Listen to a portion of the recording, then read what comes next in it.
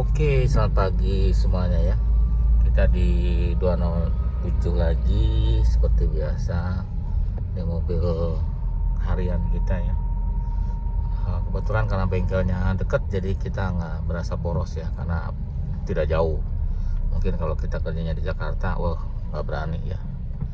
Karena deket ya, isi 100.000 lama habisnya ya. Kalau cuma ke bengkel doang 100.000 itu bisa 10 hari, 8 sampai 10 hari, karena kan nggak jauh. Oke, kita langsung jawab pertanyaan lagi ya. Jadi ini ya, pertanyaannya ya kira-kira aja seperti yang ditanyakan, seperti ini gitu ya. Nanti jawabannya biar umum. Ngelepas termostat bahaya tidak gitu kan? Itu sering banget ditanyakan, karena ada di video-video yang termostatnya dilepas. Kalau bahaya sih tidak ya ngelepas termostat. Ini pengalaman saya aja. Kan pertanyaannya bahaya dan tidak bahaya. Pengalaman saya waktu pakai mobil ini pertama kali kita punya nih 207. Kita pakai ke undangan ke Karawang. Itu kan panas sekali tuh cuaca di Karawang. Nah waktu itu karena kita lama acaranya, karena kepagian, kita nongkrongnya di mobil gitu ya. Karena memang temannya istri, jadi kita seringnya di mobil. Tahu-tahu suhunya naik, naik sampai 3/4, hampir tit, ada bunyi juga ya kan, bunyinya ada beep gitu bahwa overheat, panas, karena kita juga nggak ngeh. Nah dari situ bingung kita, akhirnya kita matiin, kita tunggu lama, kita coba bleeding ya, kita air, kita bleeding. Nah setelah itu normal lagi ya, sampai pulang pun normal, sampai berhari-hari normal lagi ya, udah gitu. Tapi itu juga tanda tanya. Nah terus kejadian sekali lagi di Pamulang, itu deket rumah saudara. Di situ kita mau ke rumah saudara, panas lagi gitu. Akhirnya kita bleeding lagi, ada udara angin di dalam. Setelah itu bagus. Besoknya akhirnya kita lepas saja si termostatnya, karena pikir saya nih agak bingung juga ya. Pas kita lepas termostat, sampai sekarang itu nggak pernah overheat lagi. Sampai sekarang tidak pernah overheat lagi ya setelah lepas termostat. Jadi kemungkinan tersangka utamanya itu termostat, kadang-kadang buka kadang enggak gitu. Nah waktu itu rencananya dilepas aja, pas kita lepas bagus ya sudah, sampai sekarang kita nggak pasang lagi termostat, nggak beli lagi ya. Nah, kayak gitu, karena suhunya juga nggak terlalu dingin banget ya. Kalau pagi kayak gini agak lama naiknya tuh ya. Sekarang baru mau menuju 70, tetapi nanti lama-lama ke 90. Sudah di 90 dia diem di 90 ya. Paling dinginnya paling 80 ya, nggak pernah sampai 70, nggak pernah kalau sudah naik itu. Cuma lama aja naiknya ya. Itu ya pengalaman kita mengenai termostat. Jadi bahaya, kalau pertanyaannya bahaya atau tidak, itu tidak bahaya, karena ini mobil ini udah 3 tahun kita pakai, tidak ada efek. Terus kalau pertanyaannya perlu pakai atau tidak, terserah. Kalau mau pakai, kalau tidak juga tidak apa-apa gitu ya. Dan saya tidak mengharamkan pakai, tidak, atau tidak menganjurkan tidak pakai juga tidak gitu. Silahkan aja, itu balik lagi ke pemilik mobil ya. Pertanyaan berikut, bagus nggak pakai coolant? Nah, itu sering banget ya ditanyakan, pakai coolant. Jawabannya bagus banget, malah pakai banget ya, bagus ya, tapi harus dilihat kondisi mobil gitu ya. Kalau memang radiatornya sudah rembes-rembes, jangan, malah jadi rembes beneran, bocor gitu. Dilihat kondisi mobil ya kalau untuk itu.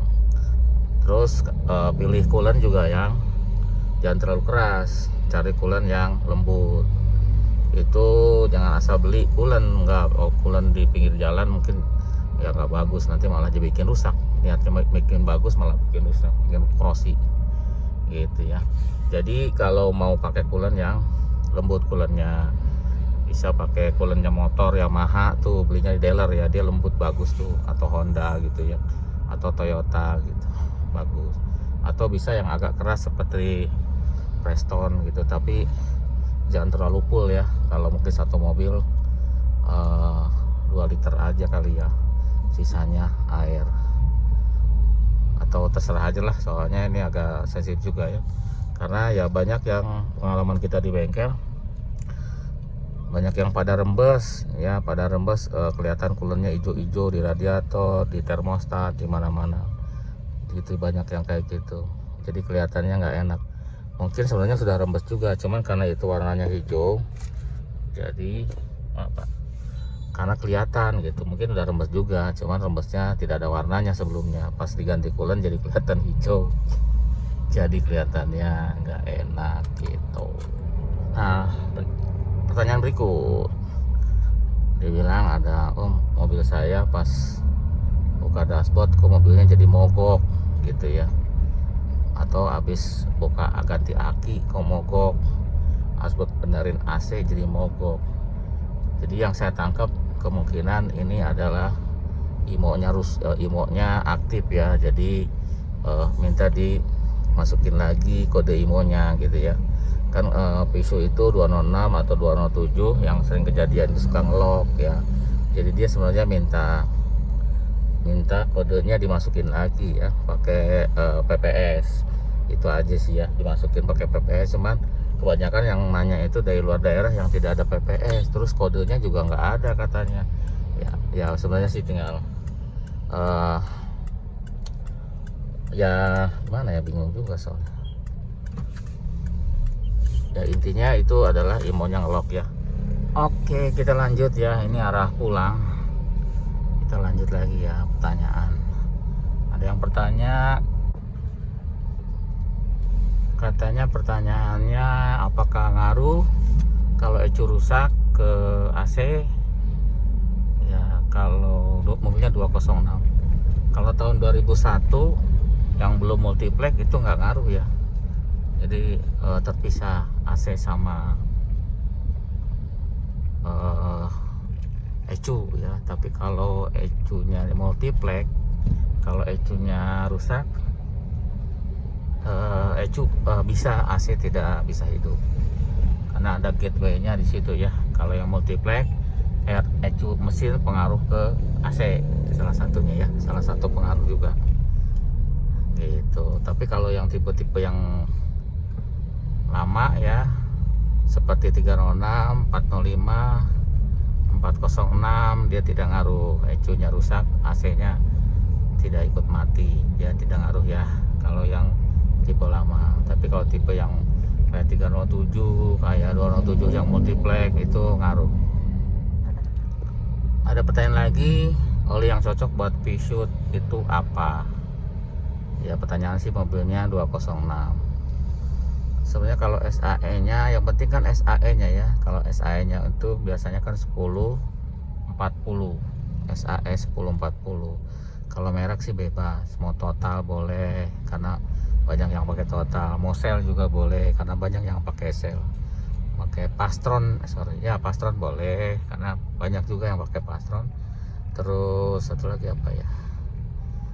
Ya pokoknya boleh lah, yang penting olinya itu asli ya, tidak palsu. Kalau palsu semua merek nggak boleh, jadi harus asli. Yang penting SAE-nya yang harus sama, harus cocok, jadi 1040 ya.